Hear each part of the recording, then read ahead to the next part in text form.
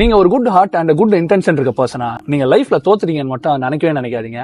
உங்களை எத்தனை பேர் யூஸ் பண்ணிக்கிட்டாலும் சரி, எத்தனை பேர் உங்களை தேவைக்கோசரம் வந்து பழகினாலும் சரி, நீங்க உண்மையாக குட் இன்டென்ஷனோட அந்த பர்சன்ட்ட பழகிருந்தீங்கன்னா நீங்க அந்த இடத்துல தோத்துறீங்கன்னு அர்த்தம் கிடையாது. நல்லா அதை யோசிச்சு பாருங்க. உங்களுக்கும் தெரியும், எனக்கும் தெரியும், அந்த பர்சனுக்கும் தெரியும். நீங்க நல்ல எண்ணத்தோட பழகுற பீப்புள் ரொம்ப ரொம்ப கம்மி. உங்ககிட்ட ஏதாவது ஒரு நீட், ஏதாவது ஒரு தேவைக்கோசரம் பழகுறவங்க மட்டும்தான் அதிகம். அப்படி நீங்க ஒரு நல்ல இன்டென்ஷன்ல பழகிட்டு இந்த மாதிரி அவங்க உங்களை விட்டு போயிட்டாங்கன்னா அவங்களுக்காக ஒர்க் பண்ணணும்னு அவசியமே கிடையாது. அதனால நான் இந்த மாதிரி குட் இன்டென்ஷன்ல இதுக்கப்புறம் யார்ட்டுமே பழகக்கூடாது, அடுத்து பழகுறவங்கள்ட்ட நான் பேடா தான் இருக்க போறேன், இதுக்கப்புறம் நான் ஒரு பேட் ஆஸா இருக்க போறேன் அப்படின்னு சொல்லிட்டு ரொம்பலாம் நீங்க அப்பெல்லாம் ஓவர் திங்க் பண்ணாதீங்க.